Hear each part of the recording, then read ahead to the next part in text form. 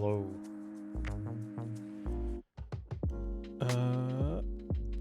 Where are we at? Here, up. More volume. Here. Hello. Hello. Ooh. Yeah, alright. I think I have something approximating a proper setup now. So that's good. But Twitch is showing my bitrate as offline, but I can see my video. It's in there. So I don't know what's up. I guess we'll roll with it.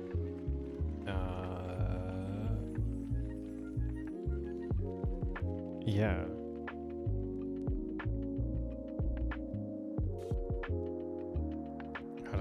How does it sound? Is the mix all right? I can't tell.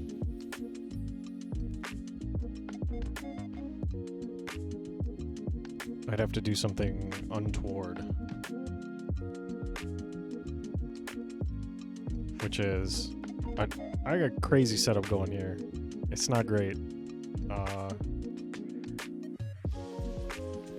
MacBook doing all this stream stuff way off to the side. Not a big fan. But then audio interface out of main computer.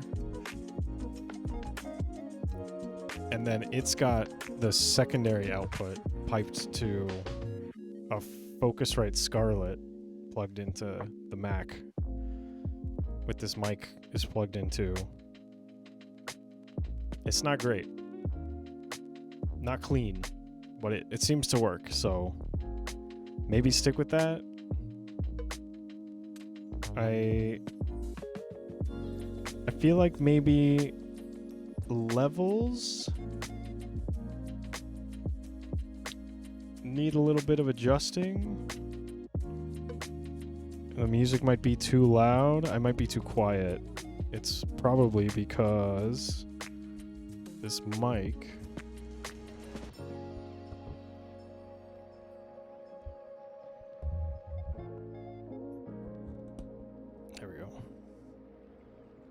how's that?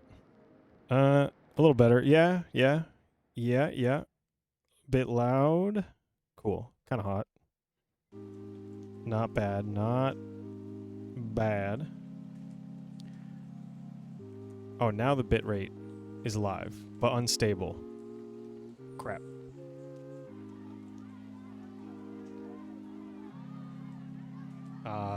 So forgot to do something.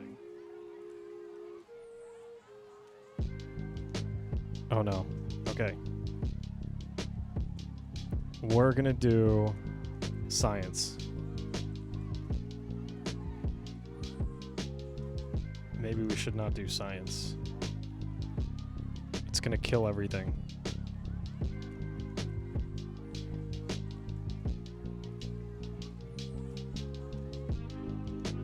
Alright, we're doing it live. I'm gonna try it. I'm gonna try it.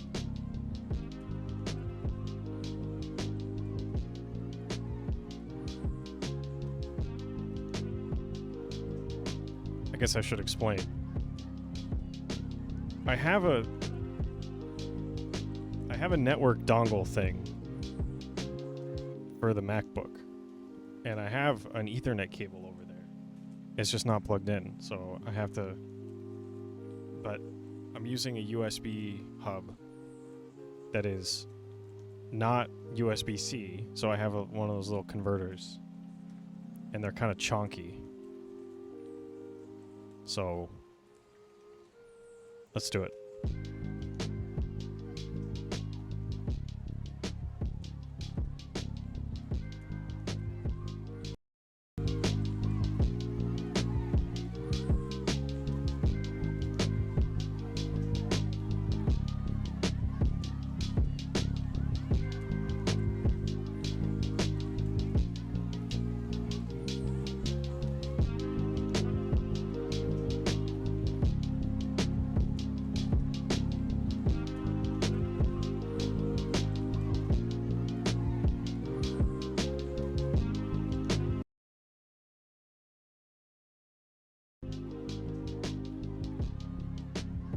Is it alive?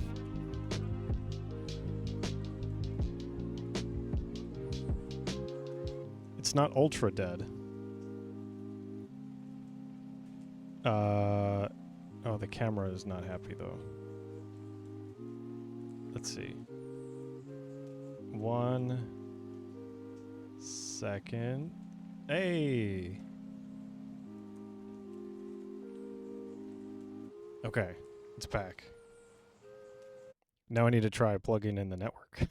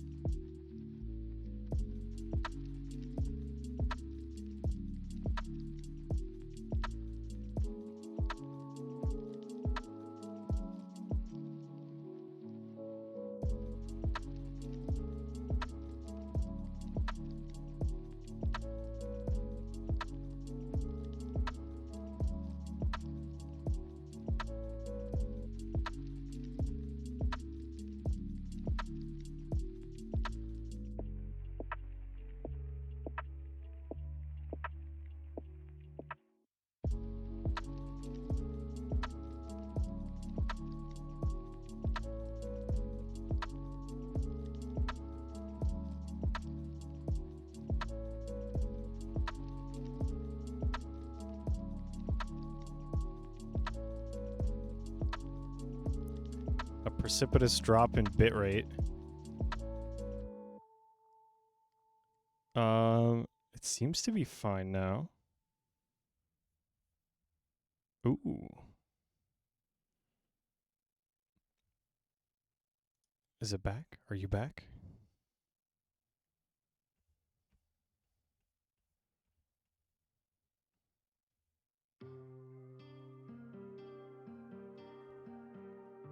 Welcome to the Joe's Troubleshoot streaming show.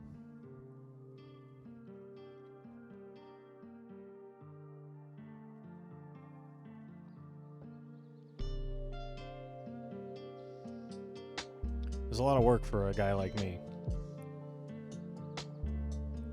It's me imitating the Northern Lion mannerism. All right, what are we doing?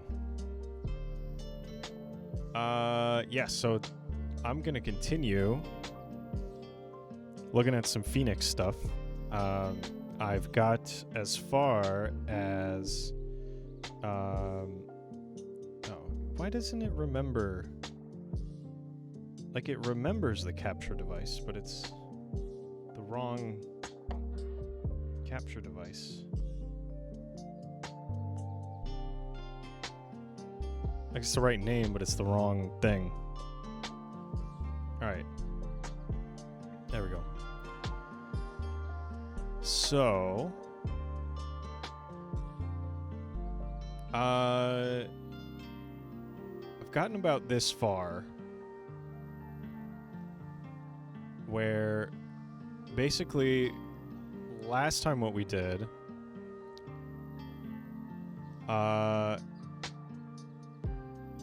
we set up this controller thing for the generated products context. We called it catalog. And yeah, it was pretty basic. It was just like some of the stuff that we were doing before, but now it like auto generates forms and stuff, which is kind of cool. And now we just gotta... We did some magic stuff. Yeah. So then we started doing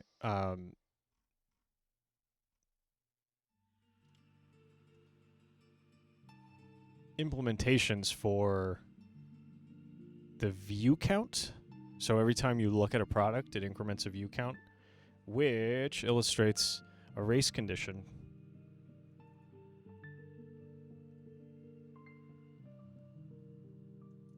And so we implement a function that deals with that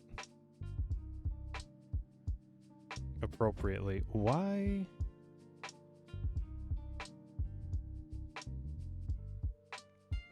Why is our bitrate sad?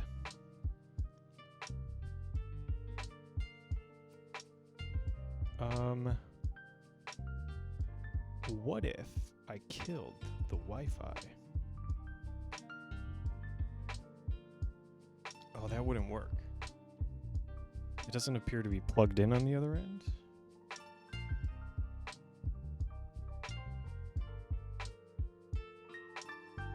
I plugged in the network dongle, but it's not lighted.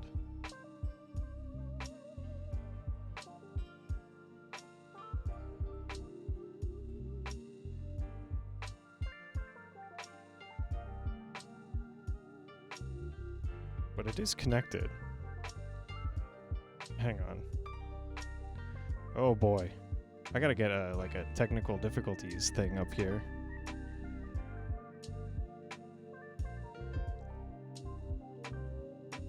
Yeah, I have to figure that out.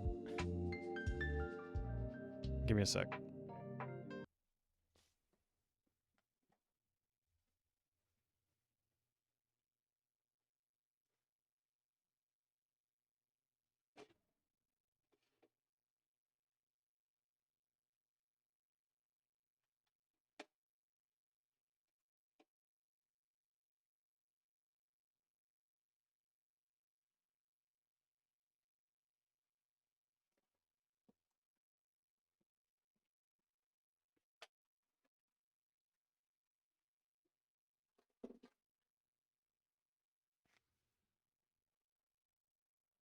I guess this like dongle thing doesn't have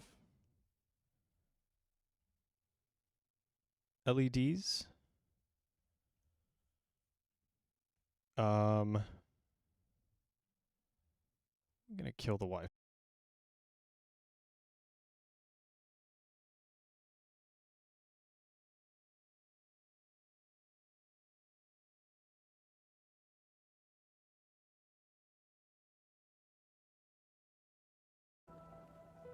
Hey. Okay, we're back. Yeah. This time on not the Wi-Fi.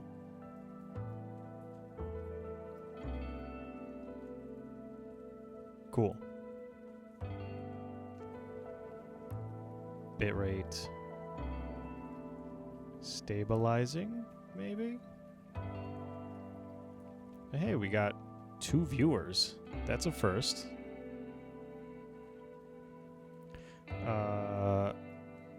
Welcome to what I'm calling technical difficulties, the stream.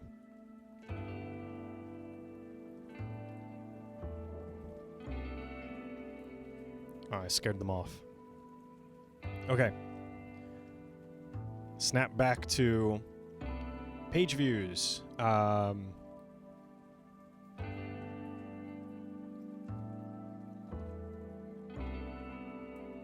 have this alias. Git find catalog.ex. Is it because it's not added yet? Indeed. Okay.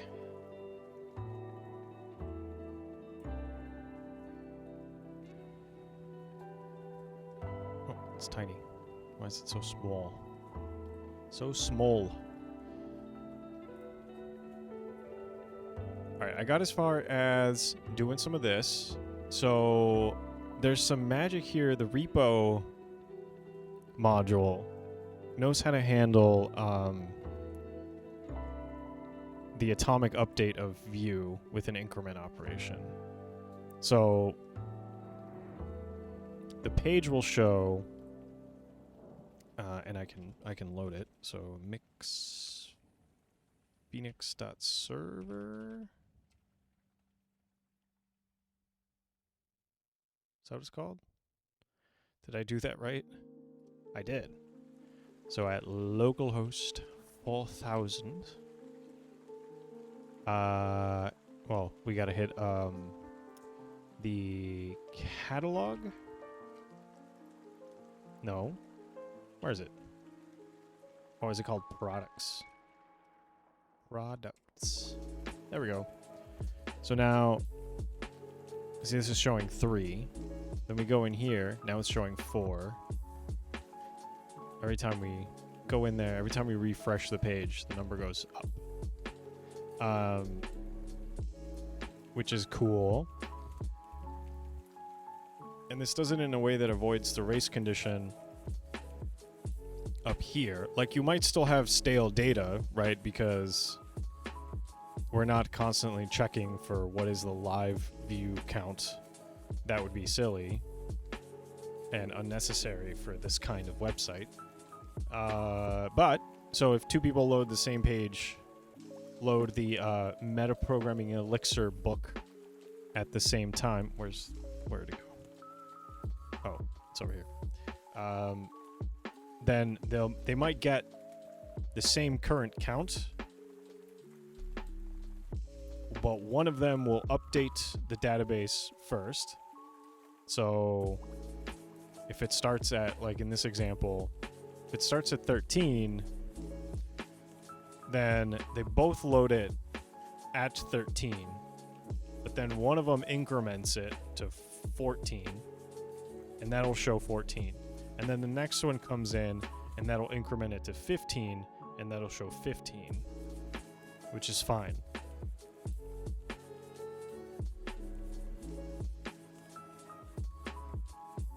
Yeah, and then that's what this will return, the updated value of views.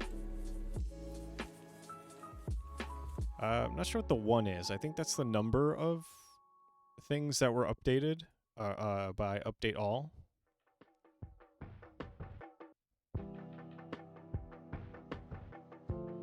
But yeah. And then put in updates. It's like a macro, I think, that updates the views with the correct value.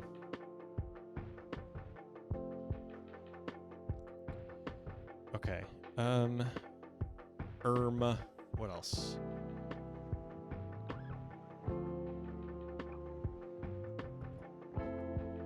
Context function in place. Make use of it in our product controller. Update show action of product controller. We did that.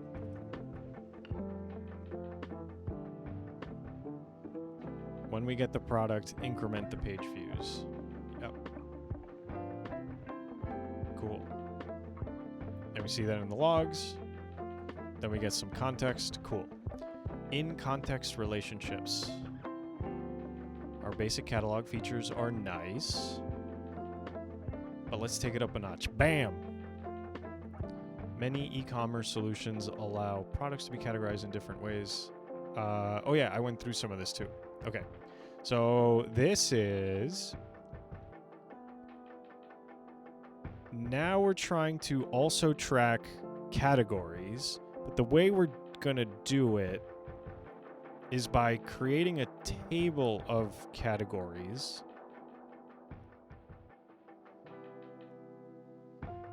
and their associations with products. So there is a categories table, right? So we're creating a category table with this create categories. And then what we need to do, here we create a new table as well, or a new, I don't know why we need mix for this, because it barely creates anything at all. Create product categories. Yeah, mix, like all it does is it it's basically just these 3 lines and the end blocks. And then you have to fill in like the actual content. So I don't know, it's not particularly useful. Right? Yeah, you get this. And so then we create a table that is just referencing the other 2 tables. And then we want to make a one-to-many association where any product can have any number of categories, and categories can be associated with any number of products. The way to do that is we're indexing by product to get its categories. And then we're making a unique index from the combination of the product and its associated category as a thing.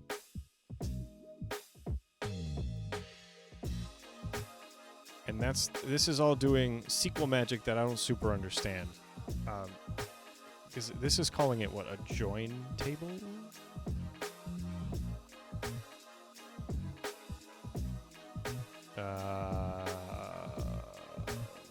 Where is it? Category association allow us to start off tracking a single category per product, but easily support more.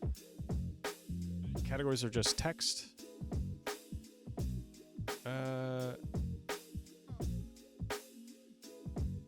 Maybe something resources.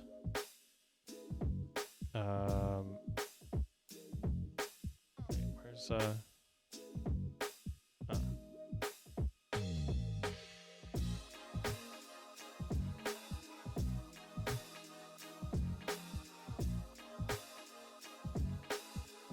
bye.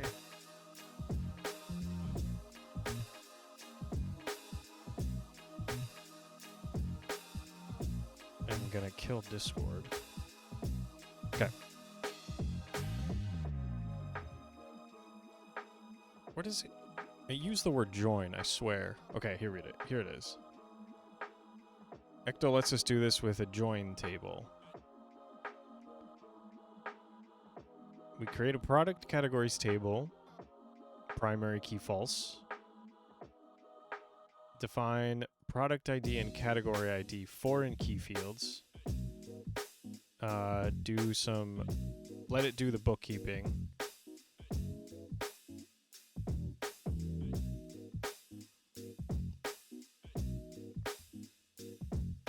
Yada yada.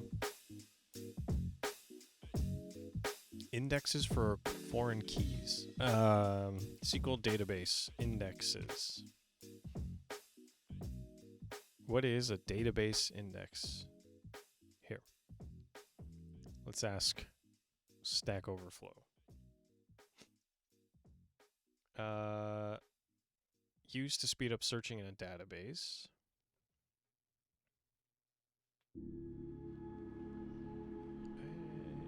Use explain. You can't battle me. What's in you?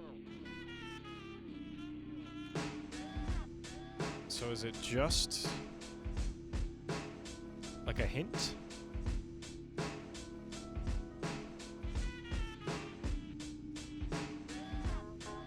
Okay, so I guess it's not particularly functional to create these indexes. Like, it's functional in the sense that performance-wise is functional. But yeah, this is the important part. Let's look at that table. So PSQL, big U for the username. I think that's correct. And then we connect to the hello dev database. And now we can dump the product categories table.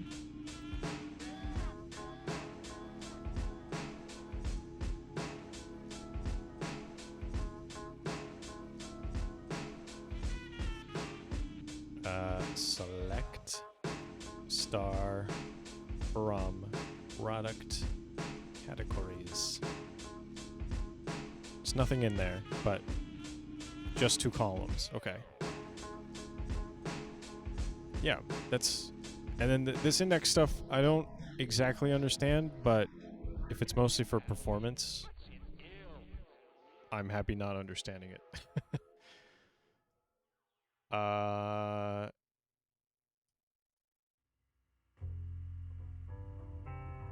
Yeah, we created indexes.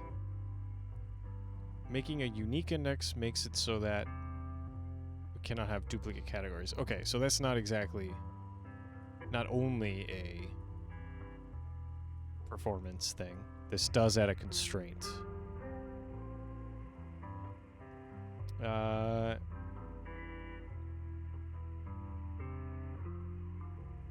We don't necessarily need a single column index for... Okay. I'm not sure what it... Is it saying we didn't do this for category ID because we don't need to?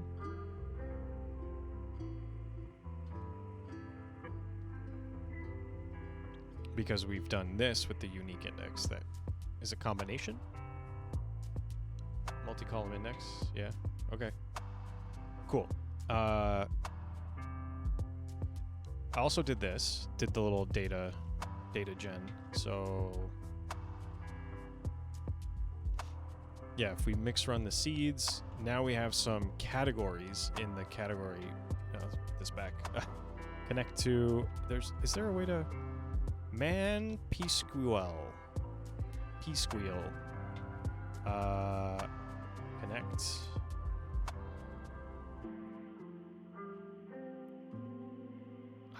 -D. DB name. Okay, so P-Squeal U Postgres. And then, what did I say? D.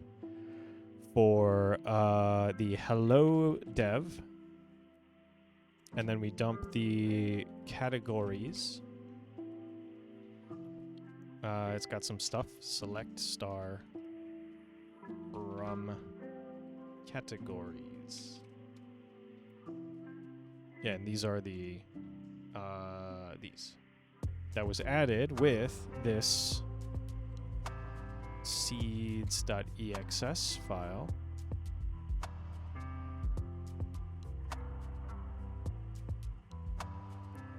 Very cool.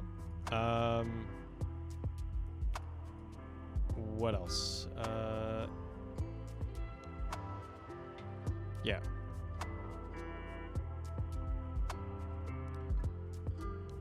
Enumerate over a list of categories. Use our create category function to persist them. Yeah, run that.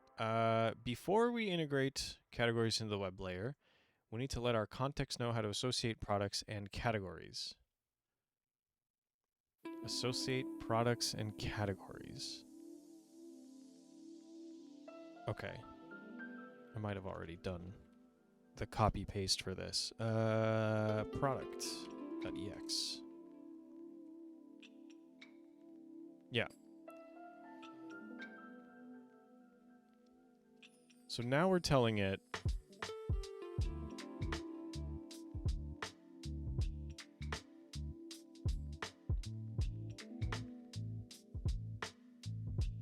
that the product has a many-to-many relationship with categories.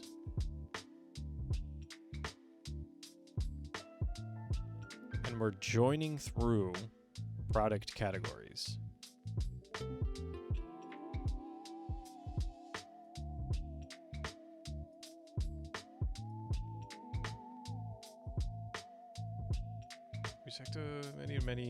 Let Ecto know how to associate our product to multiple categories through product categories join table. We also use the on replace delete option to declare that any existing join records should be deleted when we're changing our categories.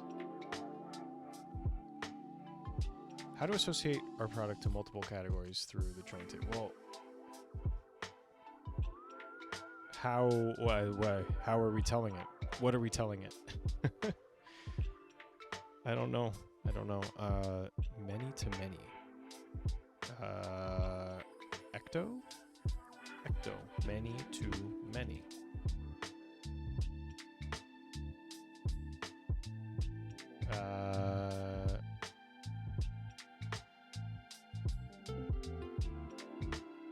Allows a record from table X to have many associated entries from table Y.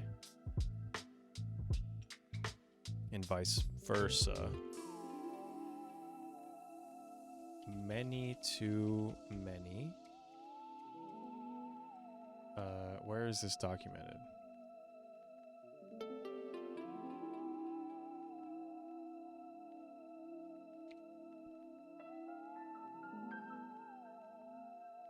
Associate two schemas via an intermediate schema while automatically taking care of all of the details about the intermediate schema. Let's rewrite the schemas above to use many to many. Okay, so this is the table. This is the what? That's what I want to know. What are these arguments? What is it expecting? What do they mean to it? Is there no documentation? Here, API reference. Many to many. Name.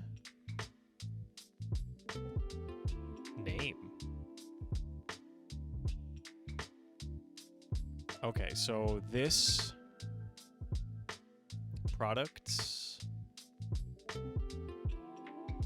got an association to, or called categories, I guess,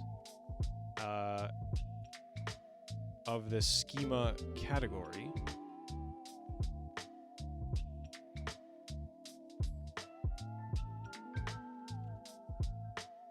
And then we're joining through.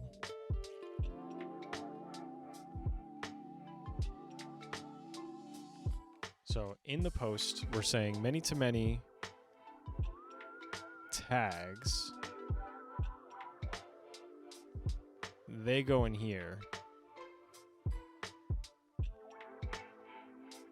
So we're joining through here. This is just what we're calling this. So from this to this, join through this, and what purpose does this serve?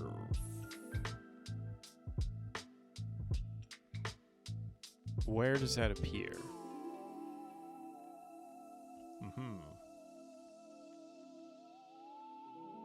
Presumably,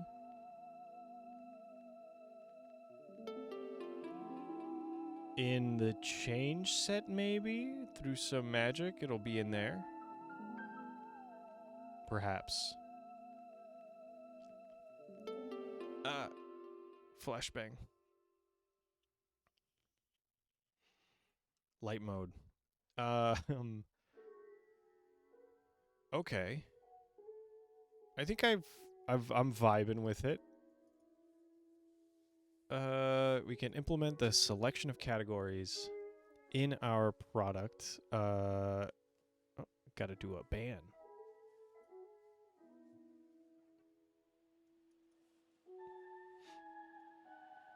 Garbage.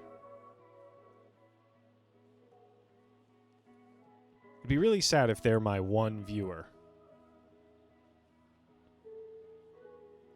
Alas. What else we got? With our schema association setup, we can implement the selection of categories in our product form. To do so, we need to translate the user input of catalog IDs from the front end to our many-to-many association. The user input of catalog IDs. Like when you create the product. Okay. I think I brainlessly copy-pasted that as well. Whoa. Don't add a spec.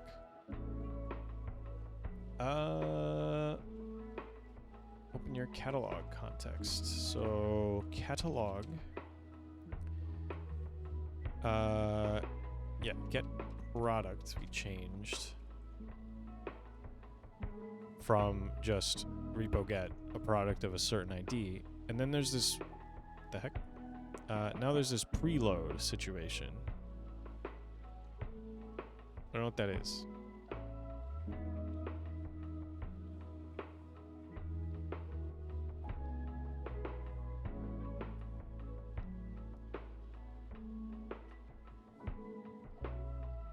Yeah, so this is the schema. We pass in the schema and then the ID of the item. So that's basically unchanged. The only difference is now we're using the piping and then preloading categories.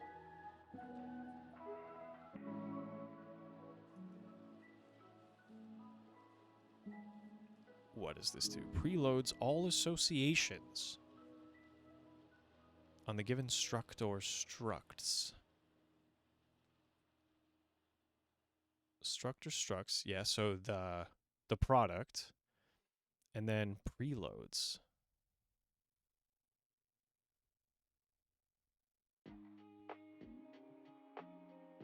Preload assumes each association has the same nested association already loaded? What does that mean?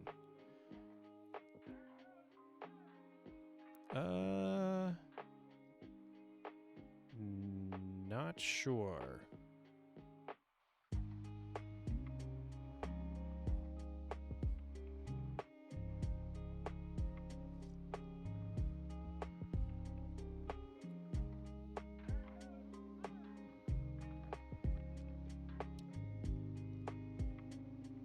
Can use a keyword list to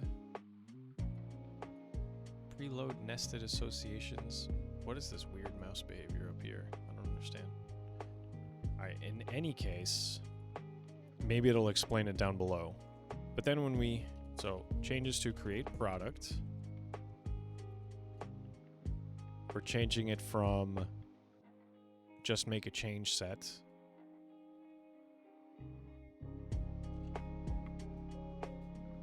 And I think this is a new function called change product.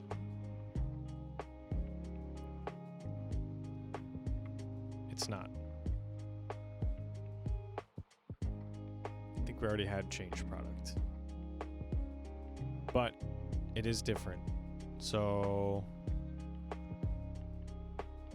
let's see, back to create product. Make a new struct of type product, pass that into change product and give it the changes.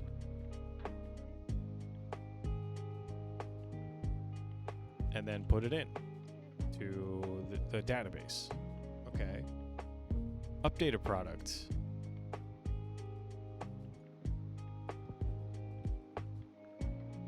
You take the product, change it. What was it doing before? It was just doing change sets.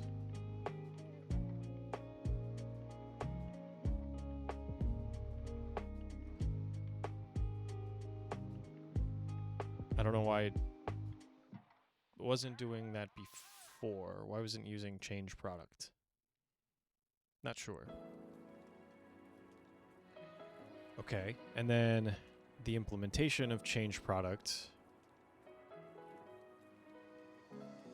Yeah, why wasn't it doing this before if it was identical? Like the body is exactly what. Anyway. So now, change product.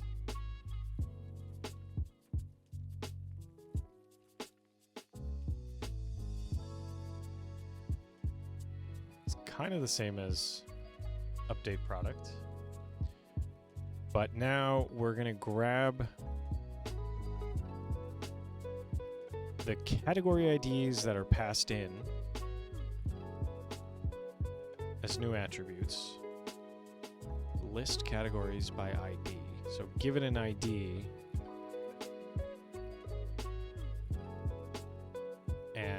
So this is going to return an ID with a category as an item. I think a list of them. And so here's the part. Preload the things for the products. Yeah. So this is what we did before when we created it. When we get it.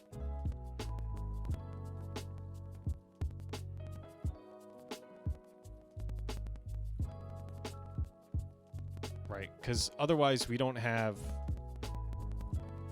any of the data in that table. We have to grab it explicitly, and then do the changes with these attributes. Sure. And then we're doing this.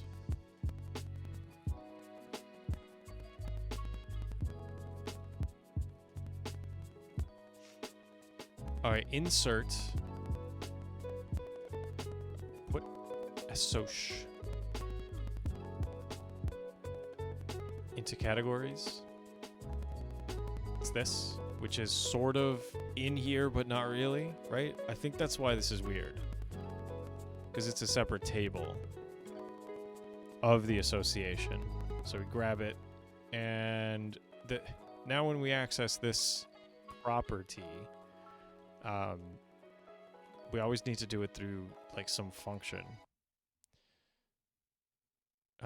List categories by ID for nil, base case, nice. Given some category IDs from C in category, where C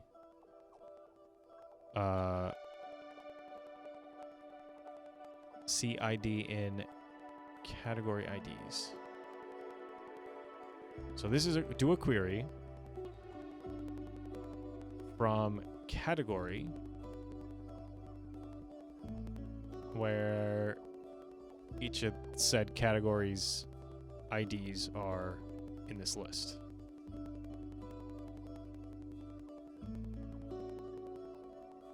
Yeah.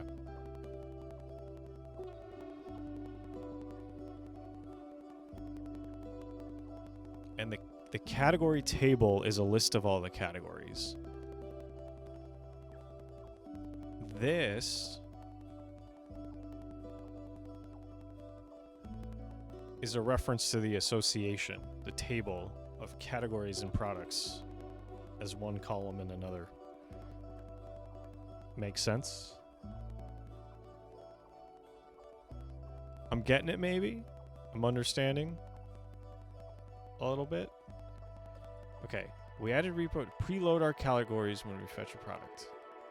This lets us reference product.categories in our controllers, templates, and anywhere else we want to make. Okay, so we need to, we need to inject that association into the product when it's retrieved from the controller.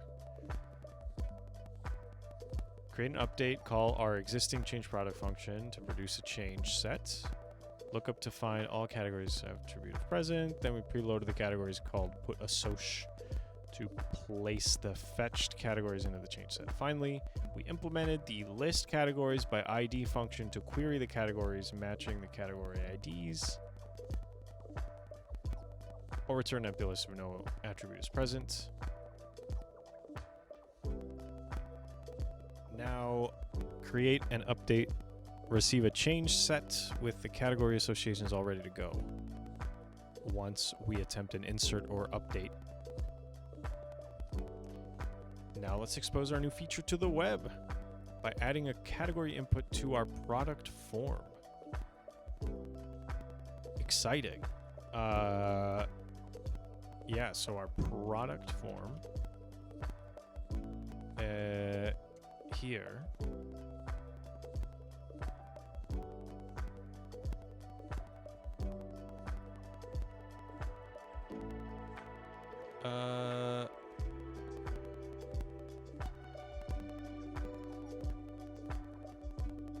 key this in. Is this right? Controllers, product HTML, yeah. So we're gonna add a function. No, I want to do what it says and key it in.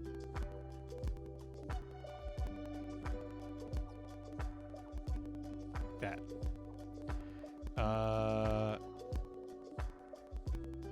So category, ops. What am I doing here? Well, we're defining a function called category ops and giving it a change set.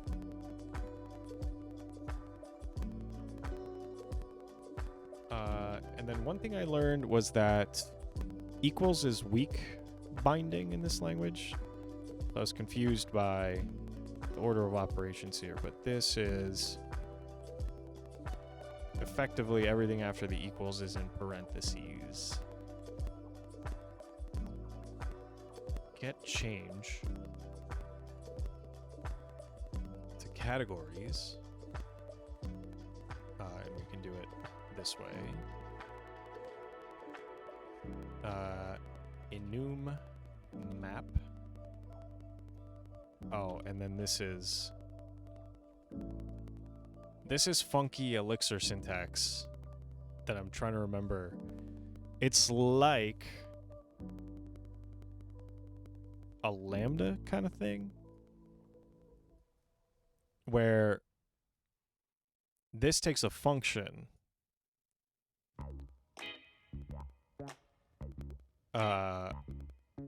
and we're passing in an ampersand, which will effectively be put like in a function, and then this is a placeholder for the argument.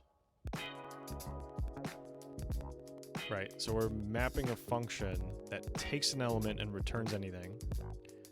So this is saying, yep, do the capture, and then just execute and return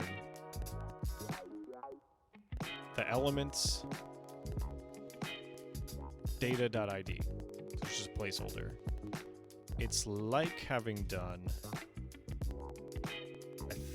I don't know if these are equivalent.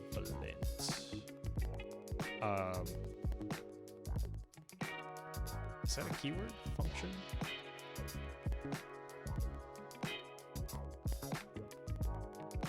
Like this in a different language? And in fact, in this language too.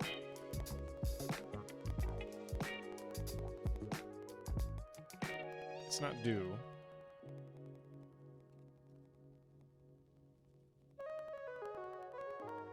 Oh, I forgot how it works. Not quite. Anyway. Terse syntax. Kind of cool. Okay. Then, so grab from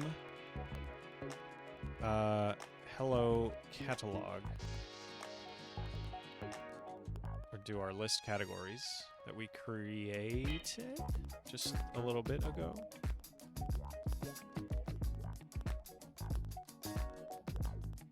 Oh no, this is the old index function. Okay. That's just always there. Or that's in there by default. So for each of those, I'm not sure stylistically. I know that for is like a special form that's actually, there's some like magic involved where you can do,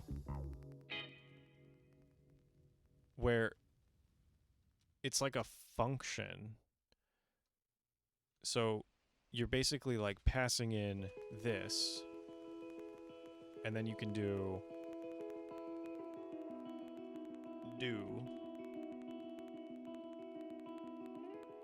and then give it some stuff. So like key cat title,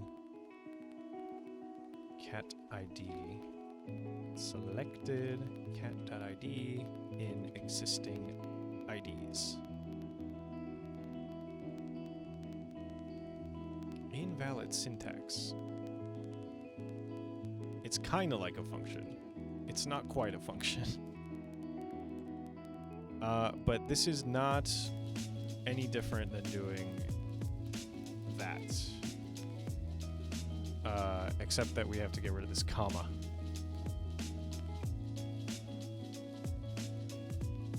So that is the same as that.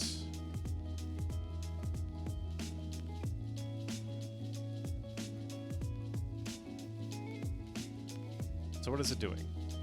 Grab all the categories from the table, effectively, as cat, and then go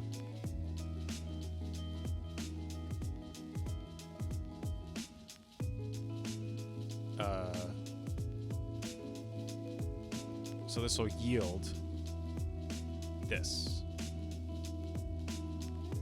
An array, a list of what are these? They have the name for these. Key list, keyword list, something like that. Of key title, value, ID, selected. Key value selected. Key value selected.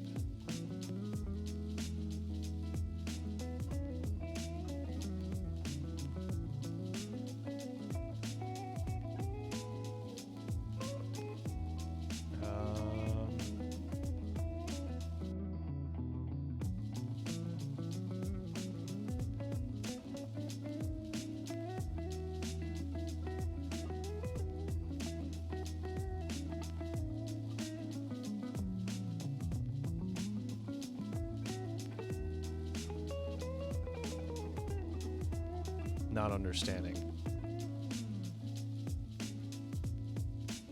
Oh, wait a minute.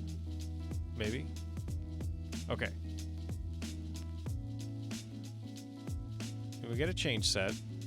From the change set, pull out the categories that have been modified. I don't remember what this argument is for.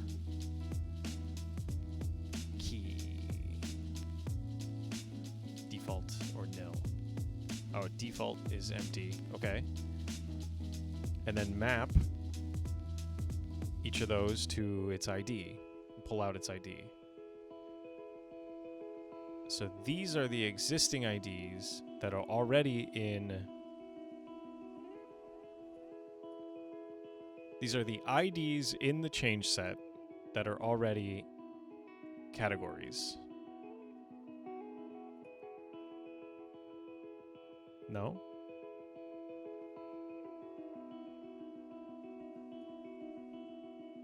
No, these are the IDs that are already existing in the change set. So these are just the IDs of the categories in the change set. Okay. Weird to call them existing IDs. Doesn't say much. But then we go through all of the categories in the table, and we create this little list.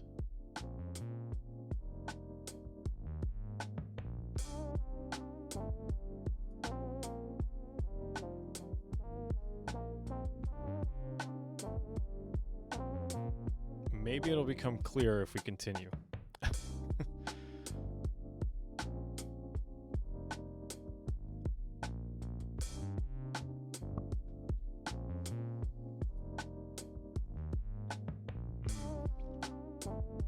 We added a new category ops function,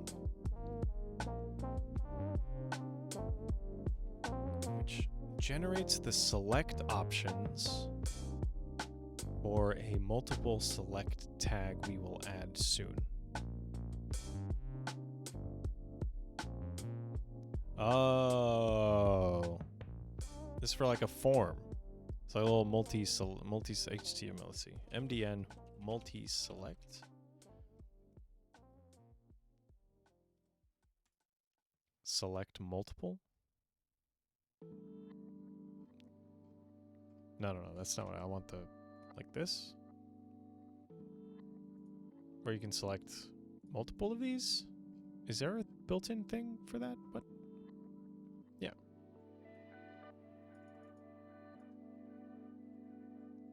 Can we do that? Where's multiple?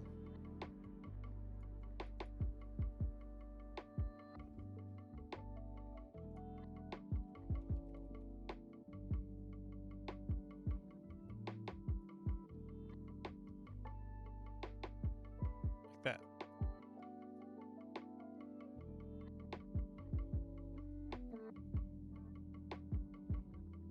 Okay. So this literally is just getting all of the categories and then just telling us whether it's already selected by being in the change set for the product.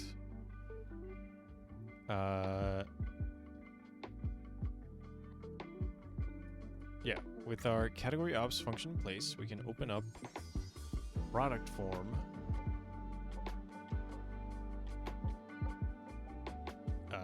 Product form Heeks. And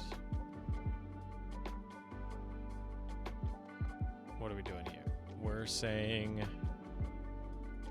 after the views, we're going to add an input for the category IDs. What do we just make? Category IDs. I don't remember it being called that.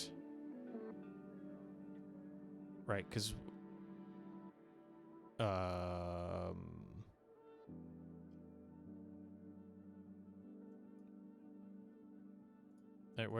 where does category IDs come from?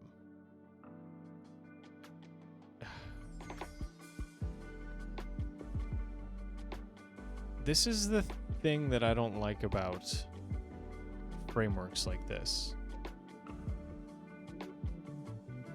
Right, where like category IDs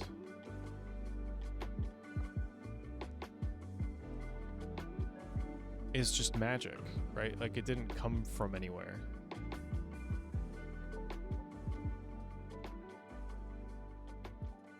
Category IDs.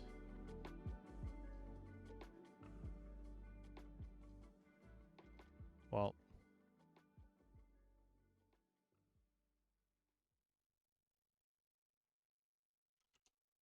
wait. Is this what we're creating this?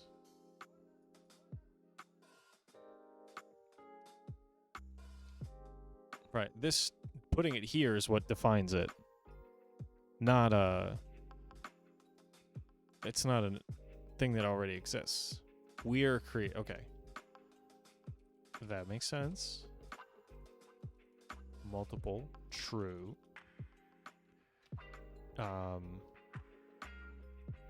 Options. So options being the elements of the select doohickey. So change set. And close that.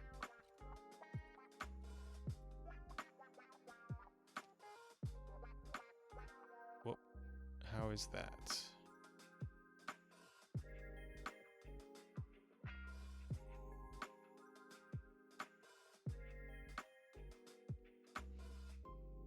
I got like paper cuts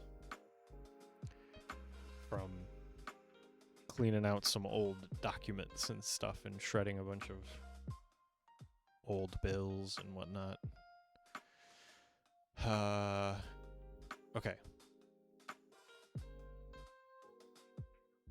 So this we're creating.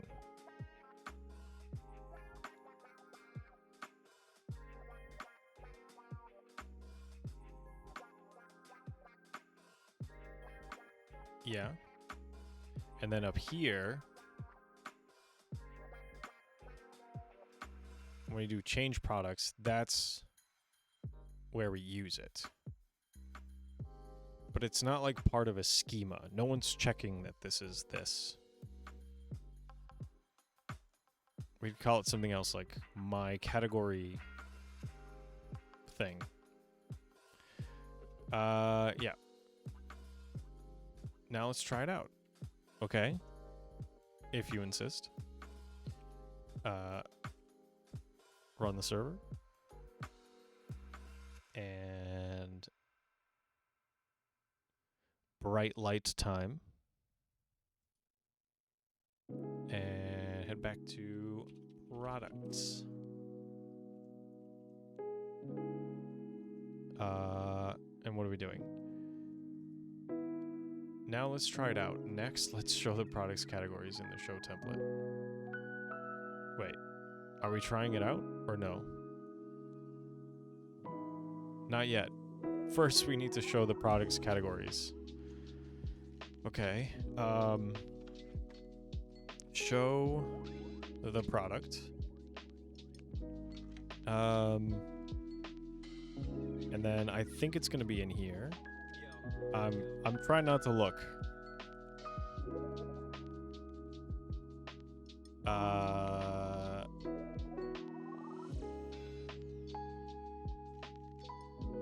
Categories. Or no, or it's going to be a list. I'm peeking. I'm looking. Oh yeah. Yeah. We're just not putting it in anything, just on its own. All right. So a list.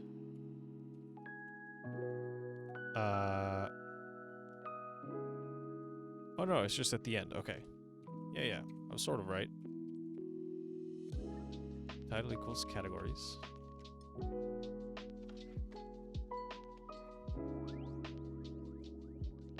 And the item can be a list.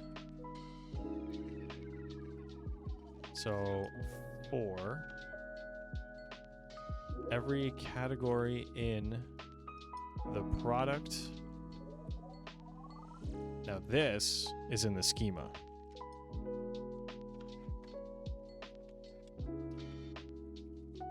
Cat title.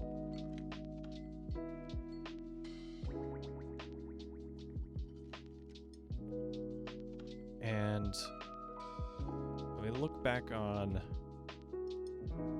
this and do select star from categories.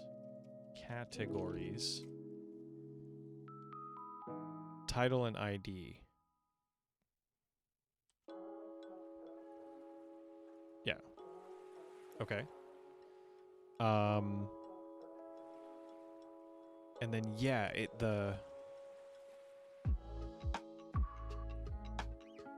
nothing in here.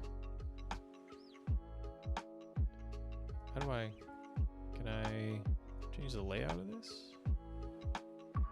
There we go.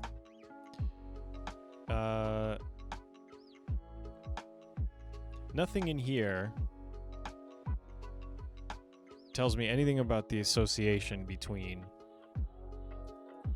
the product and the categories, which is kind of cool. But now we gotta try what it says. Products. If we look at this, there are no categories. New product. Let's use its example. Presumably it has one. Elixir flashcards. Give me a view here. Oh, why haven't I been doing that this whole time? Where'd it go?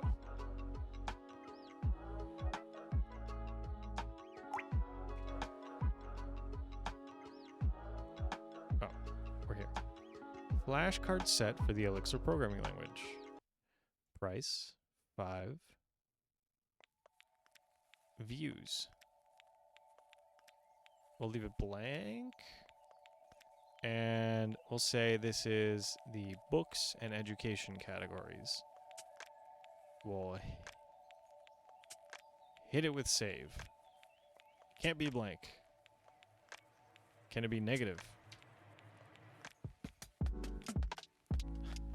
It can. Alright.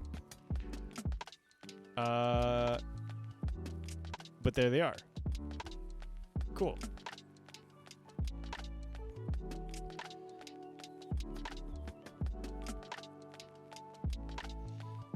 It's not much to look at, but it works. What more can a girl want?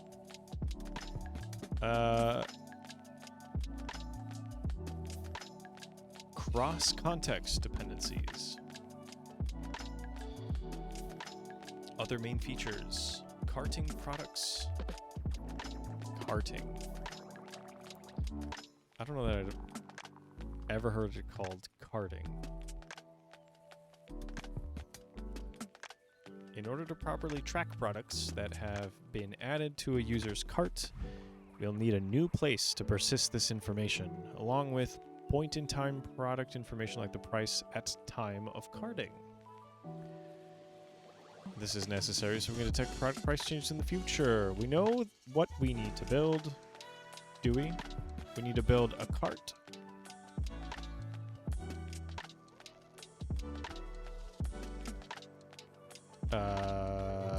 Cart.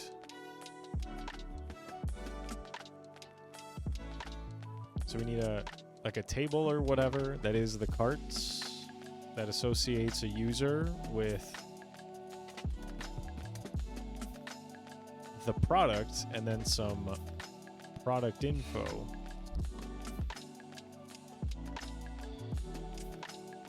Associated only with the cart.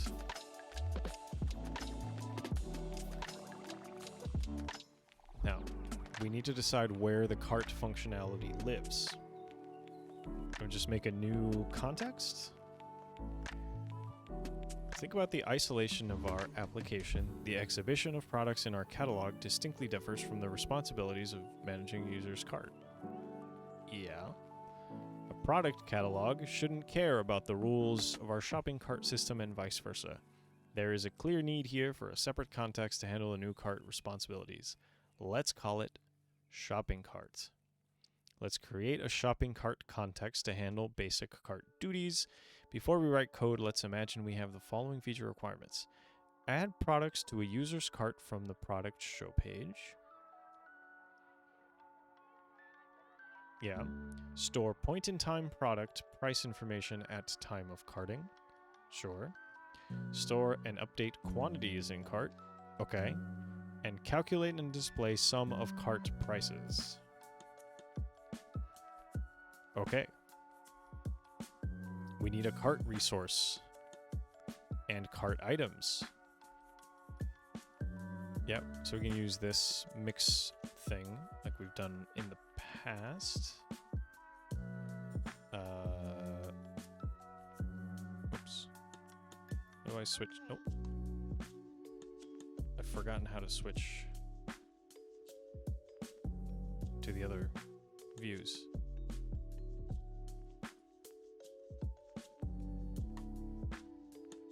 Oh, was it tab?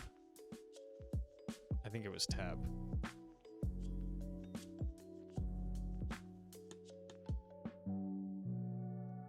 No. Profile? Why Nautilus? Nautilus is not even...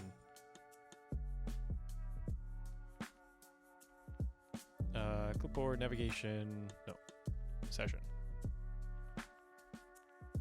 So I know Control-Alt-A...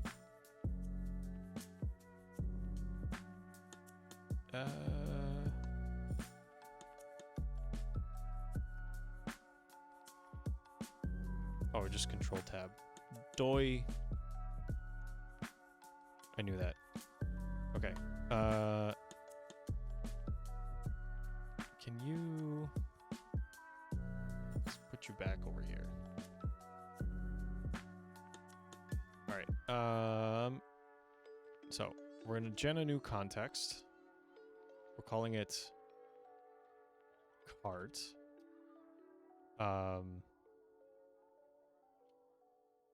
And in it are cart items.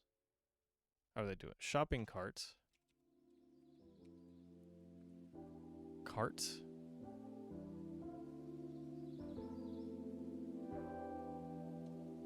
Carts.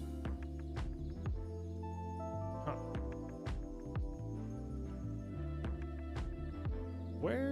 Is there a mix help? Let's see.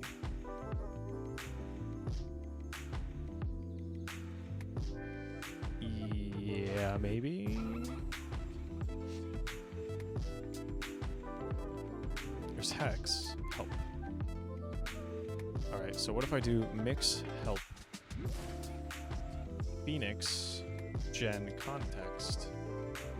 Will it give me some info? Yeah. All right. This is what we want. Okay, generate a context with functions around an ecto schema. First argument is a context schema, and then it's plural name.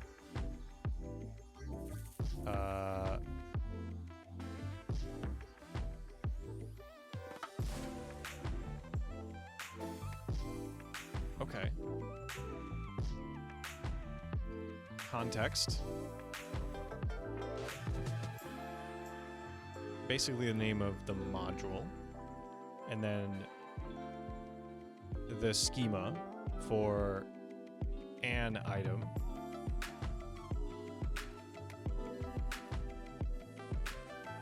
and then it's plural name.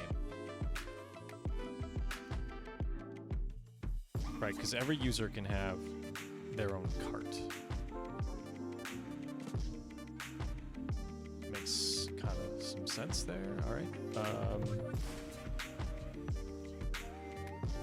Shopping cart, carts. User UUID. The name of the field. Its type. And then make it a unique index. Do it.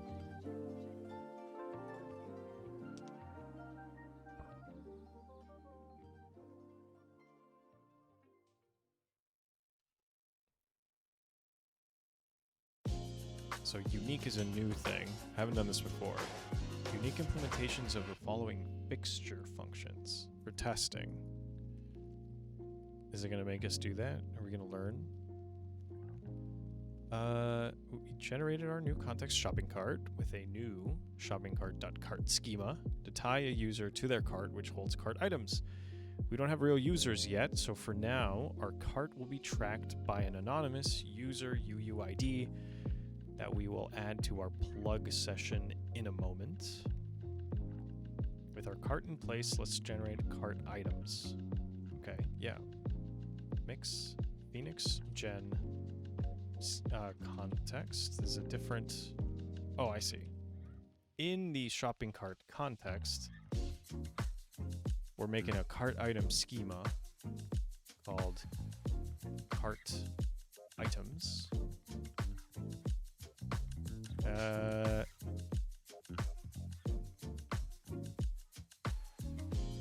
We're referencing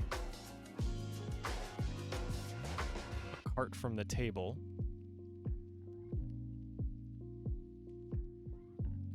And a product. So a cart item identifies the cart it's in and the product it represents, and then we will store the price when carted. I'm still not overusing that as a verb. And then the quantity. Cool. So then we generate into an existing context. Yes, we want to do that. They are closely related. Okay. We generated a new resource inside our shopping cart. We don't do this yet, because we might need to change some stuff, as we will do. Cart cart item. The schema and table will hold references to a cart and product along with the price at the time we added it to the cart and the quantity the user wishes to purchase. Let's touch up the generated migration for, for create cart items. Just create cart items. So we want this to have some precision and whatnot. So precision.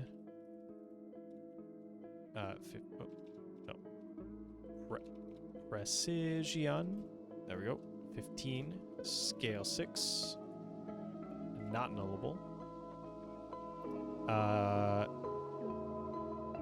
And right now, on delete it does nothing. But if you delete the cart, then delete the cart items that are in that cart. Makes sense. And then for the products, same thing. If that product goes away, bye-bye carted item.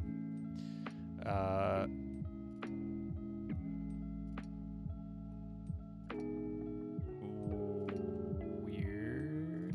Okay, so get rid of the index on cart ID because we're going to make a unique index that is a combination of cart ID and product ID. And we can get rid of this without any performance problems because this guy has this on the left side. Weird rules.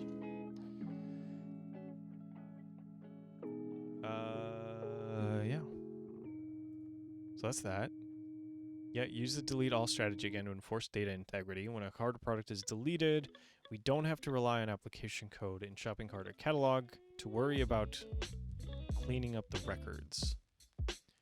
Keeps our application code decoupled, then data integrity in the database, yada, yada, yada. Unique constraint. Duplicate product is not allowed in the cart. Yeah, as before. Using a multi-column index lets us remove the separate index for the leftmost field. Now, migrates. Mix ecto.migrate, right? Ecto.migrate. Bada bing. Our database is ready to go with new carts and cart items tables, but now we need to map that back into application code. You may be wondering how we can mix database foreign keys across different tables and how that relates to the context pattern of isolated group functionality. Let's jump in and discuss the approaches and their trade-offs. Oh no, there's approaches. So one approach appears to be cross-context dependencies. And another approach is adding an orders no. That's not what it's saying at all.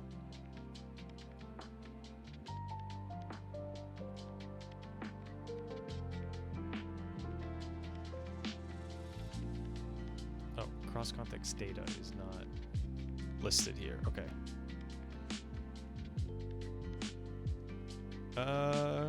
Catalog product resource serves to keep the responsibilities of representing a product inside the catalog. But for an item to exist in the cart, a product from the catalog must be present. Given this, our shopping cart context will have a data dependency on the catalog. With that in mind, we have two options.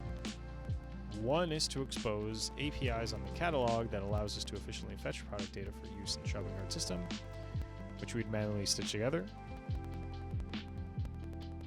Or we can use database joins to fetch the dependent data. Both are valid options given your trade-offs, and application size, but joining data from the database when you have a hard data dependency is just fine for a large class of applications, and is the approach we take here. Okay.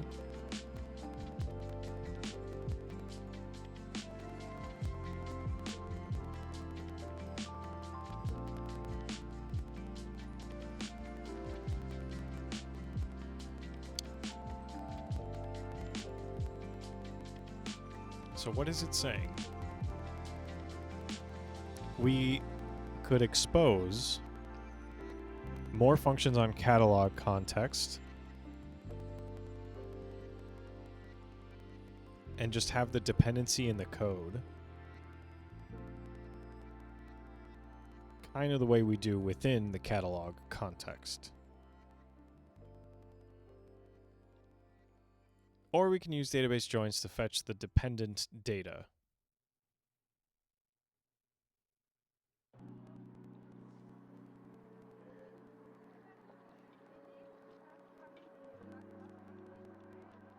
Does a join imply something like a table?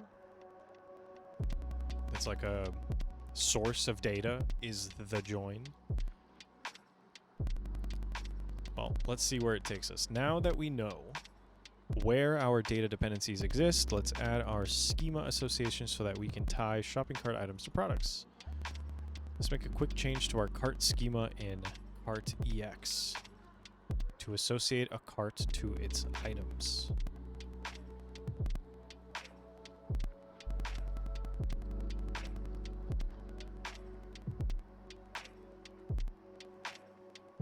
Carts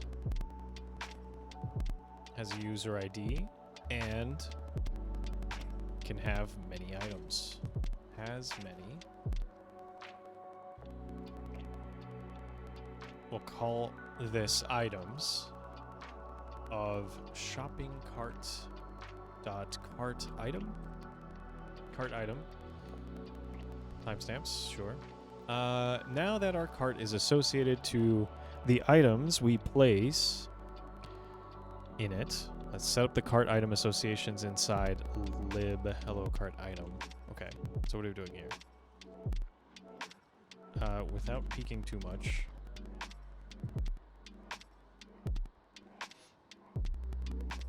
Every cart item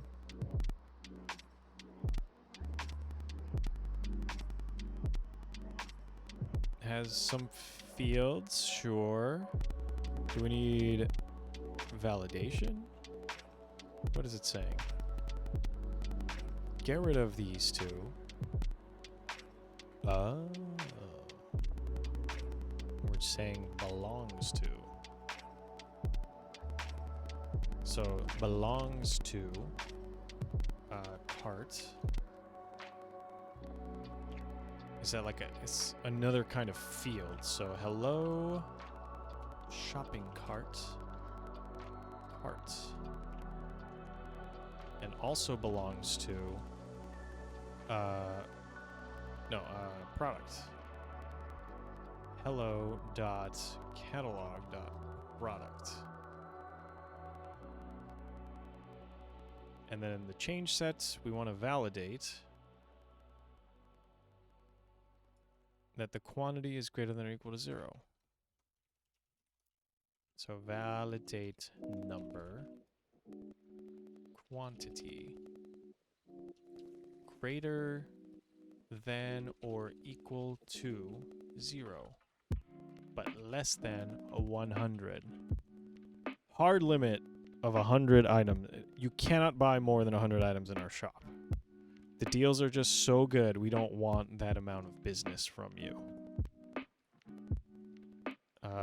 First, we replace the cart ID field with a standard belongs to, pointing at our shopping cart schema.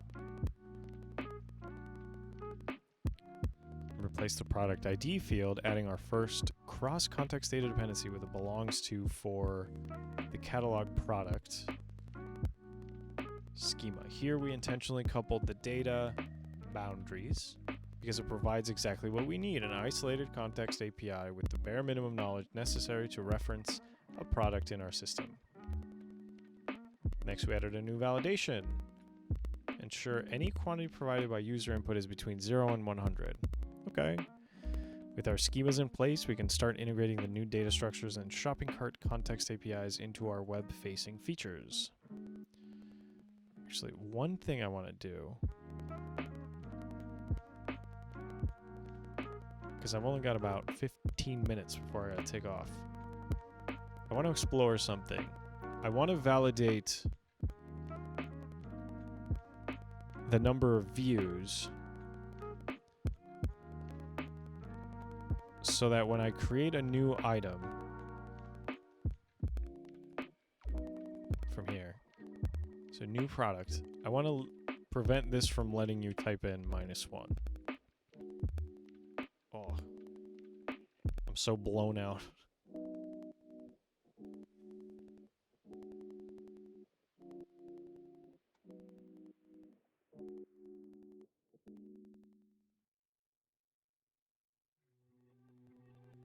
Maybe.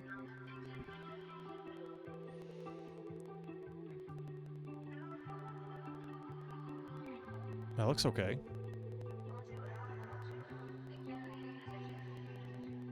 Okay, so now... How does that...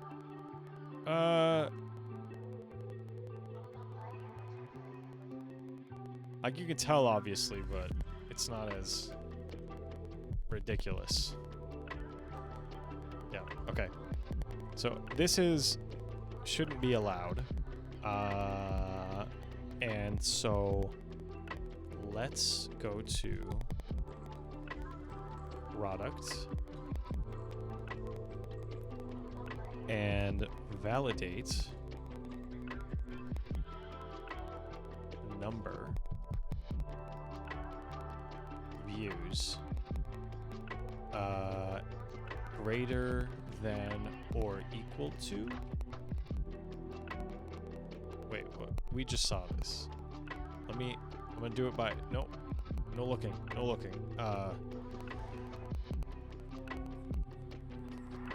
Validate number. Validate number. Phoenix or Elixir? Ecto. Validate number. Validate number. No.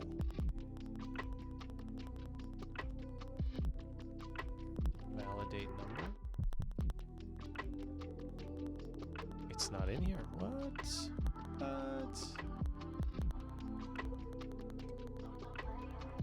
It's just here. Validate number.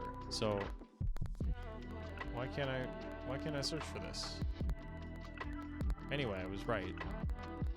Greater than or equal to 0. And less than, no limit to less than. I think that's allowed. But when's this function? Ecto change set validate number. Okay. Ecto change set. Okay. Validate number. Change the field opts.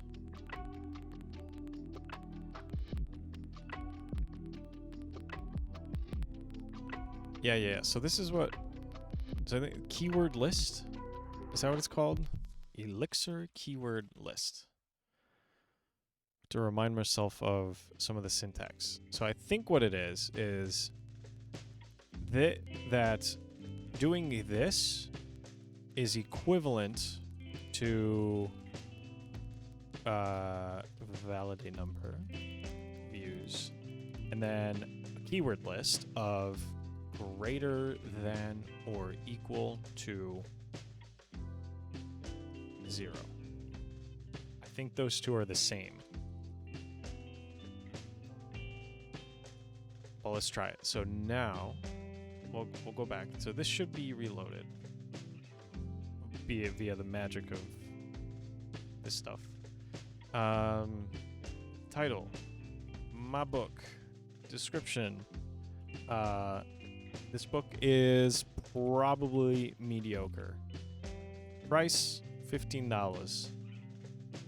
Views, -5.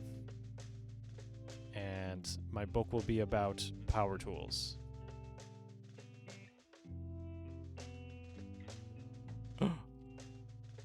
Maybe I was wrong. Maybe I'm a fool. What is this? The function call will not succeed. Alright, put it back. Products. New product. Title. My book. Zen and the Art of Power Tool Maintenance. Description. Mediocre book. $15. -5 views on power tools. Must be greater than or equal to 0. Bada bing. Ooh. Product 3. Is this an ID? I think it is. Because if I delete this. Title. The Book of Life. I don't know if that's a real book. Walking for Beginners.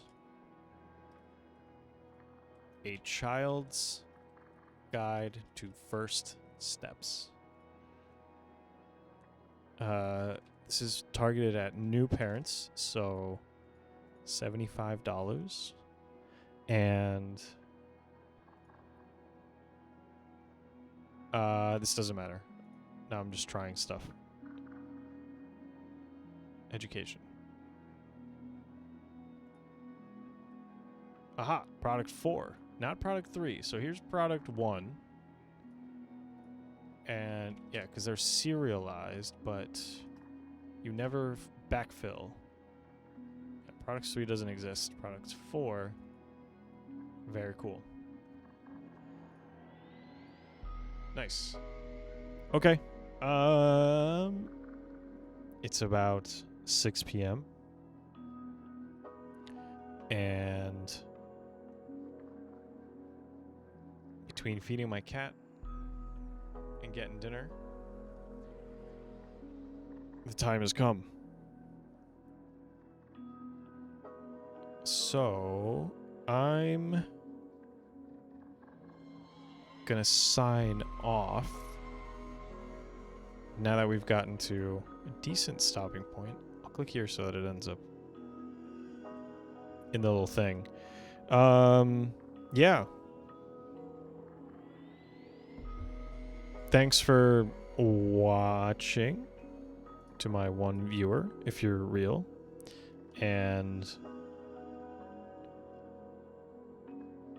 if not, and you're a bot, then thank you for the engagement. I suppose. It kind of helps, but ew. But yes. Next, I'm going to do these shopping cart functions. And I got to finish this weekend and get through the APIs portion, summarize it on Tuesday, and then start doing the actual embedded work I wanted to do.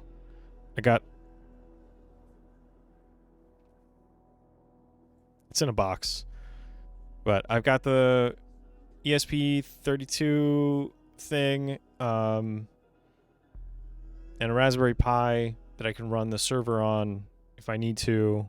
I guess I can wait on doing that, the Raspberry Pi part, and just do the embedded and run the server on my computer. Yeah. I'll switch back to my face. Thanks for watching. I've been saving all the VODs. I haven't been posting them to YouTube or anything, but they've been exported to YouTube. So let me know if you want to see them. I don't plan on editing any of them. whatsoever. But if you're curious, I can put them up as like an archive or something. Yeah. Thank you for watching. I'm going to stop talking now. Peace.